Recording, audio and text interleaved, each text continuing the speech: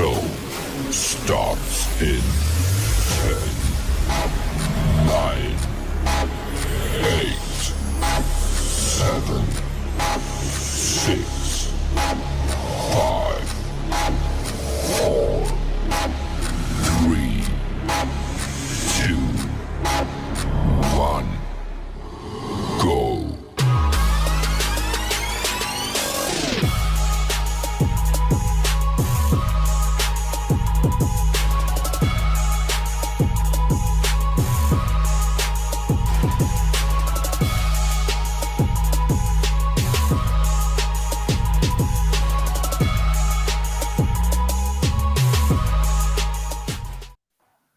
Hey, what's up, everybody? Thanks for joining us today. We are live with the one and only Christian Brindle, and we're excited because today we're going to have a great conversation with actionable information on something that I think is supremely important that almost all of us need to get better at. That's content creation. Christian Brindle is a master at content creation. And before I start letting him talk, I just want to read down his resume real quick when it comes to the content creation side. First of all, it is agent channel side. He has 2 YouTube channels. The agent channel side, he's produced 427 videos. On his client channel side, he's produced 446 videos. In his podcast that was directed at consumers, which was the most popular Medicare podcast out there for consumers, he has produced 270 episodes. When it comes to books, consumer books, he has written 3. And agent books, he's written 2, which one of them we'll talk about a little bit later today. And all this by the time he's 30 years old. Holy smokes, man. Christian, thanks for being on the show with me today. How are you? I'm doing awesome, Eric. Thank you for having me. And yeah, I mean, just a lot of time spent in front of a camera. That's what I think about. And that's like I said, you are incredibly qualified to talk about this topic today. And so when agents are listening and understanding, knowing your resume, they know that when you're talking about something, it's going to produce results. And your agency has grown tremendously over the past 2-3 years now as a result of your content production. As a result, you have not only client growth, but also on the agency side, right? Because now you work directly with insurance agents and you have a lot of people interested in working with you, learning from you, wanting to produce with you because they see what you've done and they see that it works, right? Yeah, definitely. I mean, I almost look at it like there's 2 sides of our business, right? We have the direct to consumer side, and then we have the agent side. And the content creation has really almost opened up like a fire hose for both of them, to where it's grown both sides of the business from both angles. And it's been tremendously effective on both ends of the spectrum, on both sides. And it's interesting because when I first started making content for consumers, for seniors, I didn't think it would work. I just didn't quite see that having the same impact. I knew it. I figured it would always work if we ever did anything for agents. Yeah. But I was like, on the Medicare side, on the consumer side, the senior side, maybe not so much, but it's been tremendously effective. We just put up a podcast episode yesterday, like in a Sunday evening, it uploaded or something like that. First one we'd put up in couple of months. And by the time I woke up this morning, it already had like 250 downloads or something like that already. So like, Jeez. it's crazy. We got a listener today. What's up, agents? What's up, gents? What's up, Joe? How you doing, brother? Wanted to give you a quick shout out. This guy is also he's a group guru over here. This guy knows how to make groups pop, and so wanted to give a shout out real quick to my man Joe. So here's the first thing want to go over the strategy when it comes to content creation. Most of us, myself included, get stuck with thinking about on a weekly basis, what am I going to talk about? How do I structure? Like how long should the video be? How long should or what exactly, how deep should I go in the content that I'm creating? So let's just start with something simple. Let's start with Mhm. How often do you think an agent should be posting content? Yeah, I think a lot of people see the level of content that I push out, and you too, Eric. Like, you put out a lot of content as well, and so, I think a lot of agents look at people like you, people like me, people like Joe, people like Joanna, different people that are putting out a lot of content on a regular basis, and they think I need to put something out every day. No, you don't have to put something out every day to get started. I would say a great goal for starting out, if you're just dipping your toe in the water at creating content for your business, would probably be one video or one piece of content, whatever form or fashion it's going to be, a week. I think one a week is a great place to start. Um, and sometimes, if you put out a really great piece of content out once a week, that's better than putting out subpar content every day, right? If you're just really struggling to kind of come up with those ideas. I remember the first time I ever had a conversation with Danielle Kunkel Roberts. I interviewed her on one of my channels, and she did some research on me beforehand, and she checked on the Everything Medicare podcast and did some research, because that was kind of what I was most known for at the moment, at that time. And at the time, I was doing 3 new episodes a week, and the show was like 30 minutes long each time. And she was like, "You are nuts." She's like, "You don't have to do that." She's like, "How long have you been doing that?" I'm like, "A year." She's like, "A year?" It just was like, and I remember her saying that. And I think after that conversation I had with her, I lowered it down to 1 a week, and now we don't do them nearly as consistently as we needed to. But the audience is established, so it's not as big of a deal. But yeah, I think sometimes just 1 a week can have a tremendous impact. So I do notice, though, okay, aside from the advice you just gave on how agents should get started, 1 a week, you're currently still producing content. I still see you dropping stuff like 4 or 5 times a week, right? I mean, or is it more? Are you doing it 7 days a week? So I would say 5 days a week minimum, sometimes 6. Okay, so for the people who are wanting to produce content at that level and be able to put stuff out at that level, do you create your content daily, or do you do it ahead of time and then schedule the post to go out? How do you go about your process? Yeah, it's a great question. So, what I find is the most effective way for me is, and I've tried it a bunch of different ways. I've tried it to where, like, I will try to schedule my days to where, in the mornings I'll put out a video, I'll record it before, I do anything else in my business. I've also tried it to where I'll just set a day aside once a week and create a week's worth of videos. And I found, for me personally, that is the better and more effective way for me, because trying to do a piece of content in a video every single day, some days I'm just really busy, right? Like, and you get that way too, Eric, I'm sure. Like, some days you just can't do a video. Some days you're just too busy. And so what I typically do is I come into the office on Saturdays. Usually nobody's here, so it's quiet. I don't feel. I just feel like it's a little more calming. There's not as much distractions going on. Usually I'll come in at 9:30, something like that, and I'll be here till about 4:30, maybe 5, and I'll film a week's worth of videos over that time, and then we will send them off. I'll send them off to Celeste in my office. She'll work on them. She'll get them edited now, and we'll get them scheduled throughout the week. Usually Monday through Friday is the goal. So that's my process. That's worked a lot better for me, because I can focus that day of the week is for filming videos in bulk. Now, the challenge to doing that is sometimes you can get burned out. By the time you're at video 2 or 3, you're starting to really feel it. And I've always been concerned that, like, the 4th video I make, the 5th video I make might suffer, but I feel like if I just give myself 45 minutes, I just go drive around somewhere, like, I just give myself a break, that helps.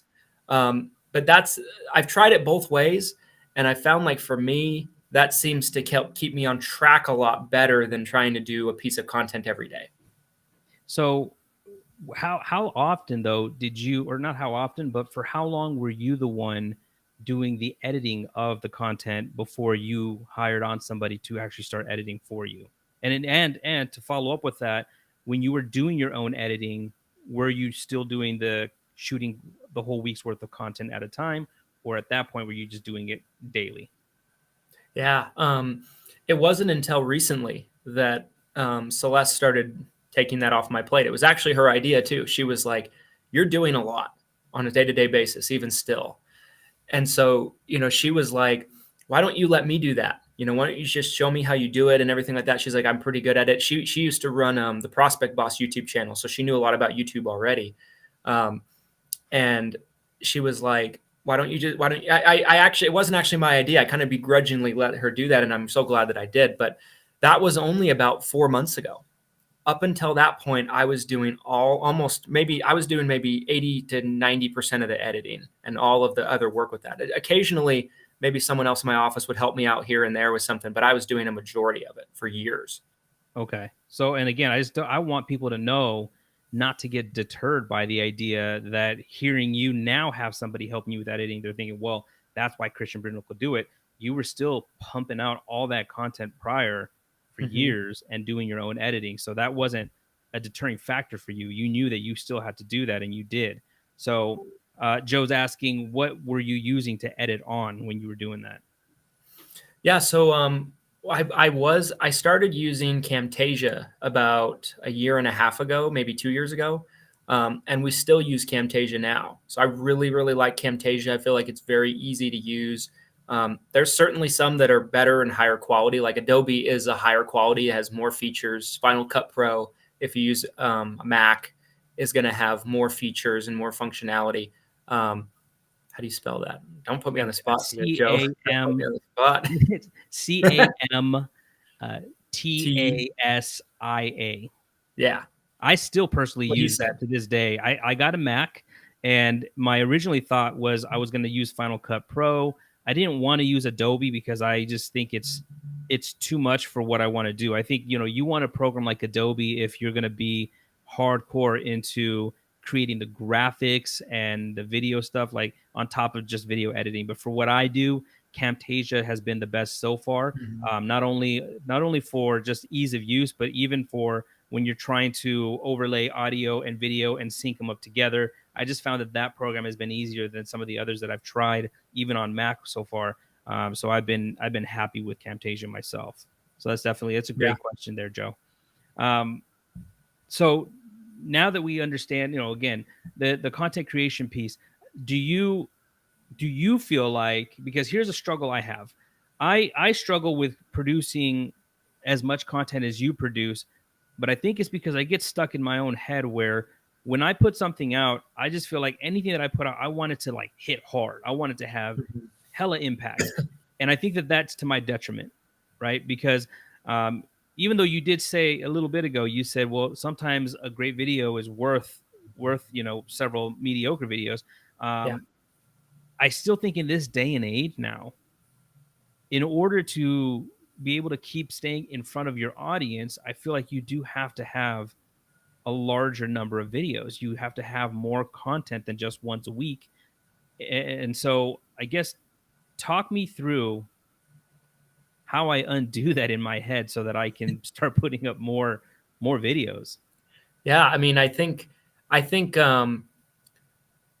so for me, the way that I look at content creation and the purpose of it for me and my agenda with it, really more than anything else, is I want my audience, whether it be consumers or whether it be agents, which the last year I've heavily leaned into the agent content more than the consumer content. We still put up both, but it's definitely shifted more towards the agent content. I'm really focused on that. But to me, it's about staying in front of their minds and staying in front of their eyeballs. It's to remain top of mind. And that is what my intention is. And that is what my intention is with the content.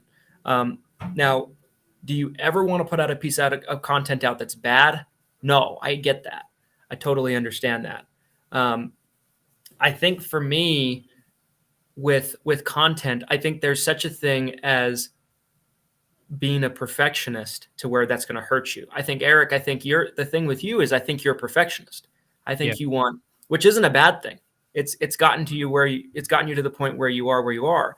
I think with content creation, sometimes you want to dial that back a little bit because you're probably really thinking very heavily about the presentation of it all, right? Yeah. Whereas it's your information that people are going to be interested in more than anything else. And so I feel like the content you put out is so great. And don't get me wrong, everybody loves the presentation of it, and that's great. But it's the information, it's the content that you're providing that makes Eric Fierro so valuable, and your podcast so valuable. And it's a great point. And you know what's crazy is that I actually have the opposite struggle with the university that I put together, because the university I put together, like, I didn't really worry about flashiness. I worried about content, because I guess from that front, all I was thinking about was education. I'm just like, look, I just want to put the education out there. I want agents to be able to dial in, watch videos, learn from it, be able to take away actionable content. They can go start writing business in their agencies. That's really all I cared about. So I didn't worry about, having cool graphics and, even hardly showing myself on the university itself. Right. It's just, I wanted to put the content out there. So yeah, I definitely have to dial that back so that I can get more into that phase of just, put out the info. So it brings me to another. Go ahead. I think I wanted to just mention this before we moved on Eric, because I think it's really a good conversation point for the audience. There's this ongoing debate with content creators, which one's more important, quantity or quality, right? You hear that all the time, quantity and quality. I think there needs to be a mixture of both. I think you don't want your content to be garbage, right? I mean, I think if you put out 10,000 videos and they're all terrible, that's not going to help you, right? Like, but I feel like if I had to pick one over the other in terms of where I'm going to lean, and I think my strategy has definitely spoke to this, I would far rather lean towards the quantity, because I want people to be seeing me every single day. Yeah. I want people to be consuming what I'm putting out every single day. Now, at the same time, I want to balance that to where I'm putting out good stuff every single day. I never want to put out anything bad, but my focus is, what do I do to put something out every single day to where people don't stop thinking about me? They can't. It's impossible. Yeah. Well, and it's true, because then what ends up happening is that my content might get forgotten because you keep popping up over and over. But it's still important to have quality in what you're putting out in terms of the content, in terms of what you're teaching, because otherwise, if they keep clicking on you, Christian, over me, and they keep getting a mediocre result in terms of what you're trying to tell them or teach them, then they're going to stop clicking eventually. Even though they see you over and over, they're going to think of, well, he's not putting up good stuff, so I'm just going to, move on and look for something else. It's so true. One thing that comes to mind is there's this YouTube channel that I'm not subscribed to, but for some reason I keep getting shown their suggested videos. I think I clicked on a couple videos once upon a time, and now I'm just like perpetually trapped in the algorithm. But there's this, so there's a couple sports shows I watch. I like those debate sports shows. That's kind of like my guilty pleasure. Like, they're just so stupid, and they never talk about anything that's relevant. They spend time like talking about who's the GOAT half the time, like in this sport or that sport. But there's this YouTube channel that puts up a thumbnail, and it's always clickbait. It's always saying like, this sports broadcaster said this, and then you click on the video and watch the whole thing, and they didn't say a word about that person. Like, it's just total BS. That's a prime example right there. Right? That channel puts out videos every single day. After I clicked on 2 or 3 of them and wasted my time and got through the end to realize I got bamboozled, I know not to click on that video. You were done. Yeah. I was done, And so it's so true, because you don't want them to feel like they're not getting anything out of your content at the same time. So there has to be a balance. But I feel like a good example I'll use is, like, let's say someone puts up one video, and it's a tremendous video. It gives away the whole farm. It gives away everything. There's some YouTube channels that do like digital marketing trainings and things like that put up like 4-hour-long videos on SEO, and they're like this just Bible of information. But no matter how great that one video is, it's still just one video. And there's only so many people that are going to find just one video. So I feel like there has to be a balance. I think that the way I would look at it is, the volume of content, the quantity introduces people to the quality. Yeah, 100%. So brings me to another point, because as you were mentioning from the last guy, he kept getting you to click because his thumbnail was speaking to you, right? How important is that thumbnail that goes on those YouTube videos that we're creating? And that also goes to another question to follow with that. If we're creating content for Facebook, for what's that, TikTok, Instagram, wherever it is, do you think that we need to always have this thumbnail to get their attention? Because some people will create content on Facebook, upload it directly. There is no thumbnail. It just starts running. But people may not know what the heck you're talking about, right? So how important, though, do you think that is, that thumbnail portion? I think the thumbnail's incredibly important. I think that it's the introduction. Like you said, it's the introduction. It's the first thing they see to your video. A lot of times, if they're going to click, they're going to look at the thumbnail and maybe they don't even look at the title, right? Like the title, I think a lot of people will see the title, but the first thing they see is the thumbnail. Yeah. And depending on what they view the thumbnail as, will determine if they even give it a second glance or if they keep scrolling. And so I feel like it's so incredibly important that people understand that the thumbnail is almost going to be like what draws people into your video. It's like a preview. It's almost like they're looking into a preview. If you ever are deciding if you want to watch a movie on like a streaming service, you'll watch like a little 30-second preview of the movie. The thumbnail's kind of like that.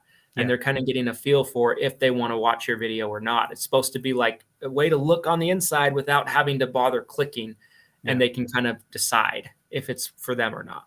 So this question goes along real good with that. It's asking, are you creating content for the algorithm or for the user? What do you normally do? Because I guess when we talk about, for those who maybe aren't as familiar, creating the content for the algorithm, a lot of times there's people who teach on looking up for keywords that are currently trending, topics that are trending. And if you create content around that, then you'll have a higher chance of maybe the social media platform pushing that video in front of others because you are utilizing trending topics.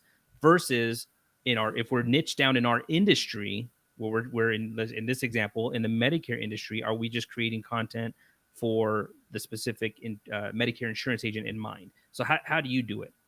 Yeah, it's such a deep question, and I love the question because I think it's always even for me, I wouldn't say that I'm 100% figured it out, because I think about it all the time. I think about it all the time. I'm like, if I put out 20% of my videos that aren't insurance related and they're just business related, maybe I'll draw in an audience that's not insurance related. So and when I do that, I'm doing it with the algorithm in mind. I'm doing it to kind of tailor to a wider audience. But when I do that, usually our videos tank because I'm betraying the audience that I've built by doing that. And so the subscribers I already have don't care about that content. They're there for the content that I brought them there with. And so I feel like the best way to grow overall and the best way to kind of keep your followers engaged is like they came there for a certain reason, right? A certain type of content. Yeah. It's a certain type of content that you talk about and they like you as a creator. They like your message. So it's a combination of those two things. It's that topic and they like it from your voice. So when they stop getting that, they're going to stop tuning in. They're going to stop paying attention. And so I feel like there should be some kind of a balance because you want to have the algorithm take, be in your favor as much as possible. I definitely do believe that, but I also feel like it should be more. It's tough because I don't think it's a one or the other thing. I think the sweet spot, like the comment said, I think the sweet spot does have both in mind, but I would probably favor it more towards the user, I guess. Because the riches are not forgetting the algorithm, right? The riches and the niches. Yes, exactly. So, yes, we got another absolutely. question here. Are you using a tool? So if you're going to be you're filming all your content on one day and you're scheduling it to disperse over the week, are you using a tool to do that, or is Celeste just getting on and posting it daily? Yeah, so one thing I love about YouTube is you can schedule your videos out. So what we do is we'll upload them into YouTube, but we'll set the publishing date for a different date. We'll schedule it for a certain day and a certain time. So we'll schedule our videos out directly in YouTube. So we don't use a third-party tool for that. The reason we don't is because we could use, third-party schedulers and do it for multiple social medias, but the reason why we don't specifically for YouTube is because it limits your customization of the video. It limits the tags you can use. It limits what you can put in the description. It's just, you can't do as much as you can directly on the YouTube platform. On other platforms like LinkedIn and just different things like that, we do use like Hootsuite to schedule our posts for those. And so, but that's kind of not really YouTube. But yeah, so that's kind of how we do things. And then on Facebook, we used to use Hootsuite to schedule posts on Facebook. We still do on our business pages. I usually schedule my post in Facebook groups directly in the Facebook platform. So I'll write a post out in my Facebook group and I'll schedule it for later because I probably already posted 2 things in the last 2 hours and can't have anything else. So I got to wait till the next day or something. Do you think, and I don't know if you've tracked it or played with it, in 2 different ways, but do you think that by using Hootsuite that it's affected your reach negatively, positively versus just direct posting? I think direct posting, to kind of touch on Joe's question, because I think it's a great question. A lot of times on Hootsuite, it doesn't happen on every platform, but a lot of times on Hootsuite, it will tell the user posted with Hootsuite. And I don't know, like when I see that as a follower, it just doesn't feel as genuine to me, I guess. It doesn't feel as real to me. There's just something about it that just doesn't attract me as much. Mm-hmm. So I definitely prefer doing it directly on the platform because I think the platform likes it more too. I mean, I have no way to prove that, but I think that the actual platforms themselves like it when you actually use their own platform to it. I think that's why they give you more functionality in their details. That makes me so in that same token, when you're creating the content, do you have on the editing side, do you have Celeste formatting the video content for the different social media profiles? So, example, TikTok is definitely structured to be a what I don't know in what do they call that when it's just basically you stand up your phone, right? It's in that view. Instagram is more of a square. Mm-hmm. Facebook play a video, landscape mode, portrait mode. That's what I meant to say. TikTok is more for portrait mode. YouTube obviously in landscape mode. Facebook could do either one, I think. But I'm just wondering if you're putting out content and you're putting it on your TikTok channel, on your Facebook channel, do you have your team format the video so that it looks more native? Because that just goes along with the idea, like when people see, if I were to post a YouTube or a landscape video inside of TikTok, I think people will scroll past it more quickly because they don't feel like it was natively done in TikTok. So therefore, what I have to do is I have to cut it so it's just this much of my face showing, so I can make right. portrait view, right? So that people will feel like it was more natively done for TikTok. I'm just curious if you're doing the same thing or if you're just putting it out there on all platforms as is and still seeing results. So I'll be honest, we're not doing as good of a job on a lot of the other platforms as we could be. So last year I had somebody that was working for me that I had hired, that his full-time job was doing video editing and content creation and things like that. So what he was doing was he was taking little clips of my videos and repurposing them exactly the way that you're talking about. And he was formatting them the right way. And he was posting it on TikTok and Instagram for Reels and all these different kind of platforms. And that is one, to me, I feel like if you actually format it the right way, like you're talking about, Eric, to where it's like you're formatting a clip that's for TikTok, you're formatting it in it might be the same clip, but it's formatted a little bit differently for this platform or that platform. I feel like that is 100% the way to do it, to repurpose your content. Because I feel like if you want to be a content creator, repurposing is the name of the game. I I had to get rid of that kid that was working for me last year because he just wasn't doing everything the way I wanted him to. And I haven't rehired anybody for that position. So I need to. Like the people I have now to do it that way and to do it properly, as you know, that takes a tremendous amount of time. It's like you need a full-time person to get the clips and format them the right way for every single platform. Well, think What I about it. do, The other thing you need is you need to find somebody who at least somewhat understands our business so that yeah, they can, as they're watching your video, they can be like, oh, that's a good clip right there. Let me clip that out. That'd be hot to put that on TikTok or yeah. to put that whatever. Like that's, I think, an even bigger challenge is finding somebody who can recognize that for our industry so that they know that what you just said is a valuable piece of info. Yeah, 100%. Like, and that was kind of the problem I was running into with that kid that worked for me last year is that he didn't understand the industry. So when he would take a clip of something, I'd be like, "Why did you post that? No one cares about that." And he doesn't know though. He doesn't know any better. And Yeah. so I feel like that's the next thing we need. Right now, we actually have a virtual assistant that we use through Hire Heroes. Shout out Glenn Shelton. And what she does is for her doing the formatting of the videos, I felt like was a little bit too much Hmm. for what I feel like she could do. What she does do, and I think she does a good job of it. She's doing a really good job now. Is she'll go on our videos, she'll take a quote of me, something that I'm saying.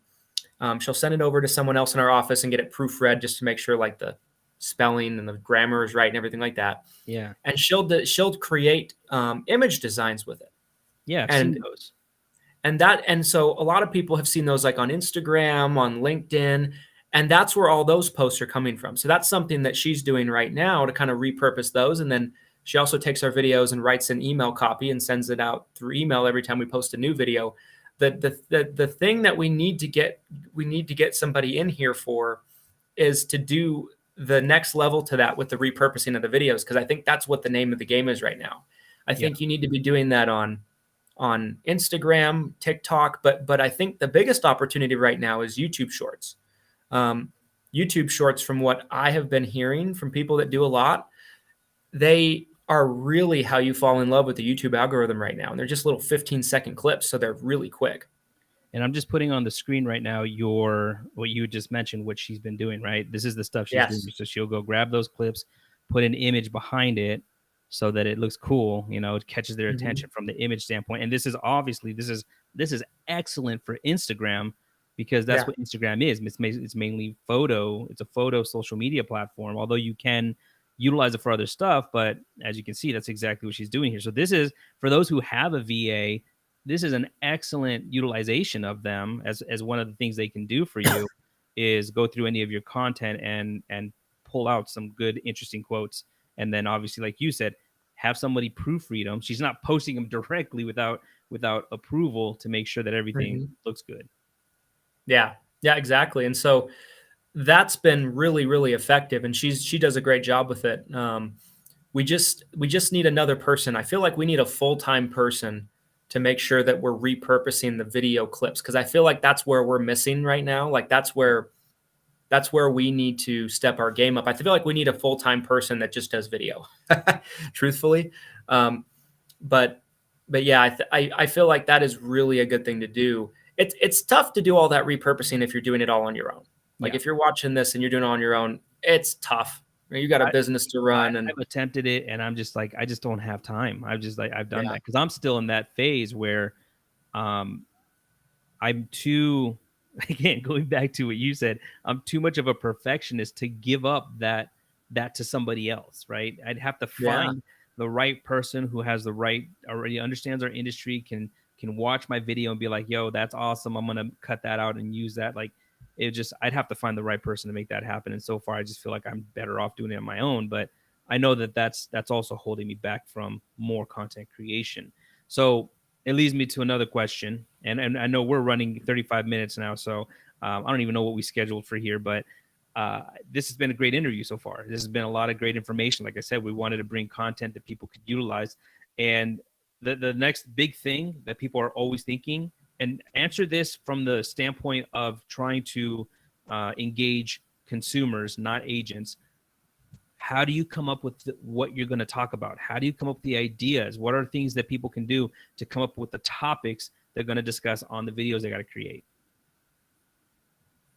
Yeah, definitely. So there's three tips that I'll share with the audience here that have helped me a lot.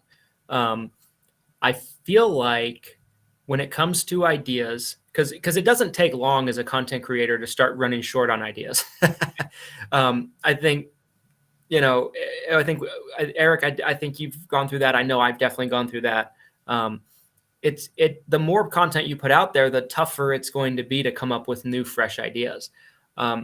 One thing I have found, and I actually got this idea. So I'll give him a shout out from Cody Askins. Cody Askins actually gave me this idea. And what he told me was something that they do is if someone else puts out another video and it's performing very well, like on YouTube, they won't even watch the video, but it'll be an interesting title. Mhm. And that will give them an idea. And they might even do the video with the exact same title. But they create a video from scratch with their own spin on the topic. Okay. And so I do a lot of that. So like if I see a video that's performing really well, I will just steal their topic. But I look at it like this. I feel like you are going to say it in your own voice. It's not like you're copying people. It's just it's a similar topic that people are interested in knowing about. I feel like if a video is performing really well, has a lot of views, people are they must be interested in that topic, right? They must be interested in that conversation. And so, and another thing that's great about that, like Eric, I actually did it on a video that you were in. Yeah. I don't know if you noticed, but there's a video that you had up on YouTube that was with Cody, that was about how to sell Medicare over the phone. You remember that? Yep. I took that same topic, and over the last 6 months, that video has been in my top like 10 of performing videos every month, because when they watch your video and your Cody's video, mine's being suggested because it's the same title. Yeah. And I didn't even watch the video, so I just wanted to, because I make it a point to never watch the video because I don't want to accident. I make it a point to never. Is that I watched it after. Okay. Okay. But I don't want to ever steal what you're saying and not mean to. I'm like, oh, that's a good idea, and then I forget you said it, and I don't remember where I heard it or something like that. I don't want to do that. So that's the first thing that I do. The other thing is, I still think it works. Keyword searches. Keyword searches is great. So there's a lot of keywords are words, phrases, or just sentences that people are searching for on Google, on YouTube. So I use a lot of different keyword search items. Like Google has a really great one that's for free that they own. There's a lot of great free ones. They're a dime a dozen, really. You just Google free keyword search tool. And I always am looking at those to see what people are searching for in different topics. So that's something that's great. And that also helps you just find like what's relevant, what people are actually looking for. And on top of that, I actually keep a notepad on my iPhone. And throughout the week, as I'm just doing my day-to-day, if I have a conversation with somebody that sparks an idea, if there's just something that pops into my head, I immediately get it out and jot it down in my notepad on my phone, almost like a writer, that's coming up with ideas, or like a comic that's thinking of a joke idea. That's kind of how I do it, because things come to me at weird times, ideas and topics and things like that. And if I don't jot it down somewhere, I'm not going to remember it because it just passes like that. Yeah. So those are the three things that I've done that have helped me keep it fresh. That might help you guys too. So when you're, let's call it title hacking, when you're title hacking and you're saying you're looking for the titles or the videos that are performing very well, if, again, looking at it from the lens of an agent wanting to put out consumer content, how many views would they want to see that the video is done to think it's done decent enough to title hack? Yeah. I think it depends on how long the video's been up. So like if someone puts a video up and it's been up 2 weeks and it's got 10,000 views, that's good enough for me. Because it's in the middle of being pushed by the algorithm, right? So it's in that mode of that traction.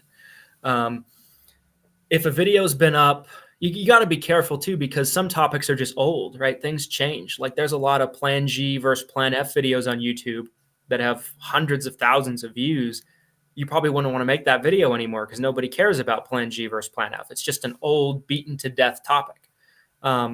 So for me, if I'm doing a consumer video, I probably wouldn't do it for a video that's older than 12 months.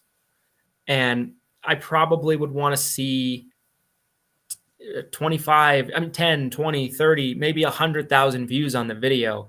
And I think that will help you. You know, I've had people get mad at me on the consumer channel for doing this title hacking because, you know, I'll do a video. It's like the same title as theirs. And they're like, they get all pissed off about it. But I'm like, it's a topic that a million people are going to talk about. It's not just you and me. Right. It's different because I think in the consumer realm, there's, you know, when a product comes out, there's information about the product, the way it's taught, the way it's offered, the pricing points, like all the different things. It's kind of like, it's common knowledge. I guess that's the word, right? It's common knowledge, and everyone has to teach that if you're going to be a good agent. So I'm almost thinking like there's really no clever ways or anything that's unique. That's probably the better word. There's not anything really unique that you can say to a consumer that other agents aren't going to say anyway, as just being part of being a good agent. So, but I think those tips are excellent for people who are wanting to put out more content. I think this whole interview has been excellent on those who want to put out more content. Let's real quick switch gears because I know we got to wrap up. You have a new book that has just come out. Did it hit today or yesterday on Amazon? Saturday, actually. It came out Saturday morning. The goal was for a couple days before that, but I was glad we got it out before this week hit. Yeah. So this book is called Superstar, and it's basically what separates top producing insurance agents from the mediocre ones. What is it that inspired you to want to put together this book?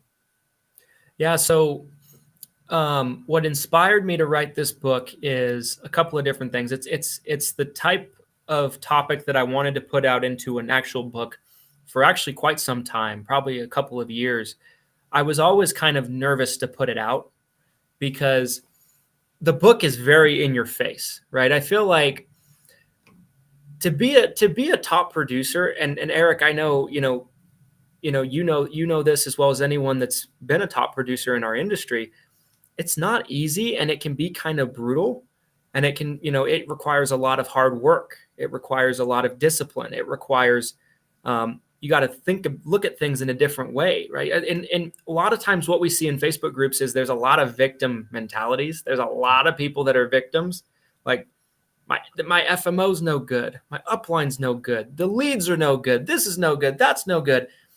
But you don't see superstar and top 1% producers saying things like that. Right.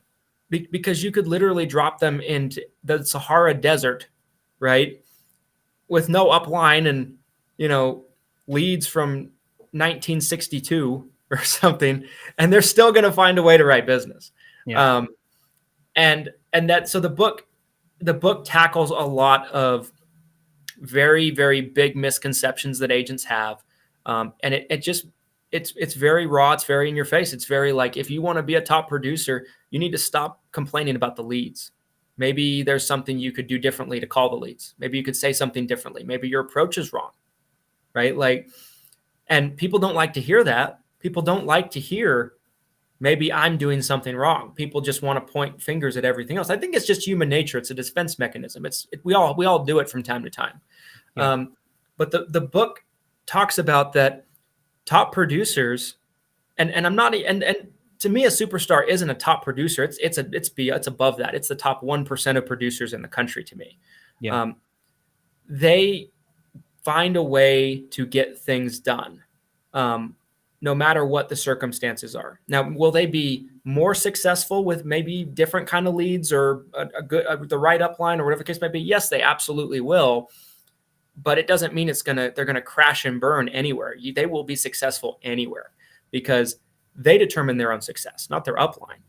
And so there's just a lot of topics like that we cover in the book, and it goes into how top producers think, how they look at things, how hard they work, what their strategy is, and it's just a celebration of excellence to me. It's a celebration of excellence, and it's a dissection of what it takes to be that guy or girl. Yeah. And I think that what's really, really needed in our industry is those hard truths that people need to hear. You know, a great book that I read, Jocko Willick, he put out a book called Extreme Ownership. And that's kind of, you know, goes along those lines where really that's what you're saying with superstars. You're saying, hey, you need to take ownership of why things are going wrong in your agency so that when you correct them, you can in turn take ownership for why they went right. Mhm. Otherwise, you're kind of leaving it into the if you're saying, hey, well, my success is only because of the FMO I chose, well, then all praise to the FMO, no praise to you. And you don't want to be in that Exactly. position, right? You want to be in a position where no matter where they throw you, you're going to be able to come out on top. And that's the name of the game. So I think for that alone, to be able to read those hard truths that we need to hear, maybe in just a quiet room where we're just reading it to ourselves, that's an excellent reason to get the book. Understand how the 1% think, understand what it takes to get there, understand why you can be somebody who can get there. This is beautiful, man. So I think, tell me where we can find this. Then is it? Actually, there's some links being posted. I see some links being posted in Oh, the groups to Amazon. thanks, guys. Yeah, the best place to find it is definitely Amazon. It's available right now for paperback. Kindle will be available at some point. I just don't know when. It might not be till after AEP till Kindle's available. Um, but yeah, right now it's on Amazon. That's the best place to find it. Um, and it's a book I'm really excited about. It's a topic I'm really passionate about, and I think it's very needed. You know, I think I love the Facebook groups. I really love the communities, but I also see a lot of these conversations taking place, and sometimes I want to give my real opinion on it, and I feel like if I do hurt somebody's feelings, I never want to hurt anybody's feelings. That's never my intention. I want to see everyone do well, and I want to see everybody be happy, but this book is everything that I might want to say, but maybe feel like I can't say. But it's not all about just in your face, punching you in the face either. It's about it really goes into this is exactly what you need to do, It's a roadmap. and so it should help a lot of people.